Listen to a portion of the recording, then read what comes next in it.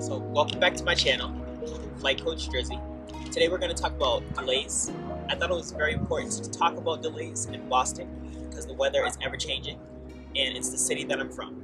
Here we are in Dorchester on a beautiful, I guess this is fall day. So there are 5 different types of delays that I'm going to discuss. There's weather delays, there's maintenance delays, there's delays that are caused by the late arrival of crew, there are timeout delays, and there are also medical emergency delays.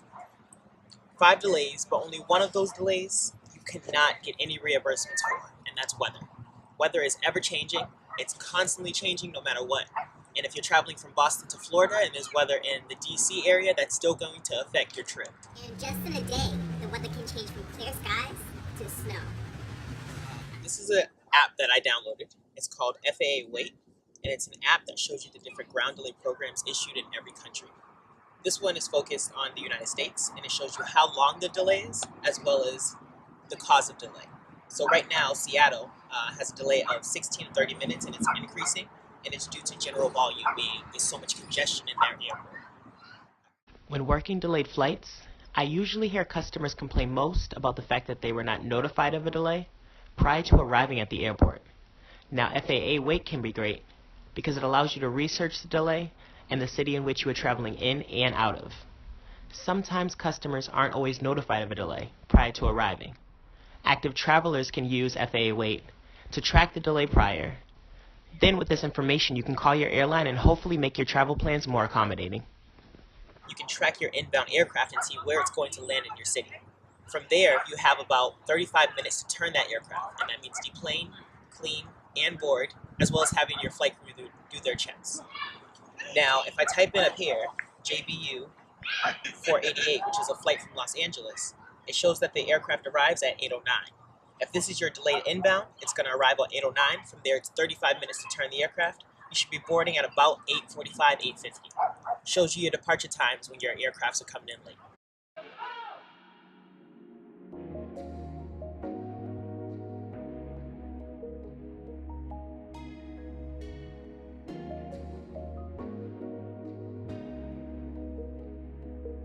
So our flight is currently delayed, and the crew has been very informative. They let us know that there's a ground delay program, as I talk about in this video, and they've let us know what our edict is.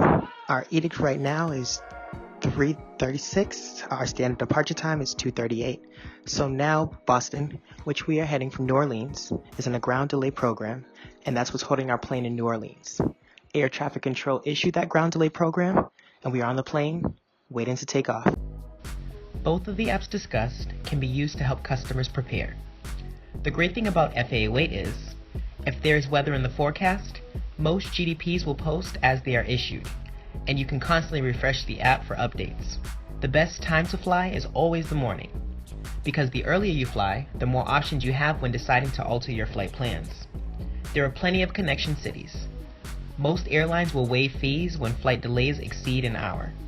However, it is up to you to help employees get you to where you need to be. And when all else fails, because we cannot control everything the world throws at us, you must be patient. Yes, your flight is delayed, but there could be worse things going on in your life. Always ask questions, but understand that employees give you the information they know. And when you're traveling for holidays and vacations, these human beings are missing time with their families to serve you.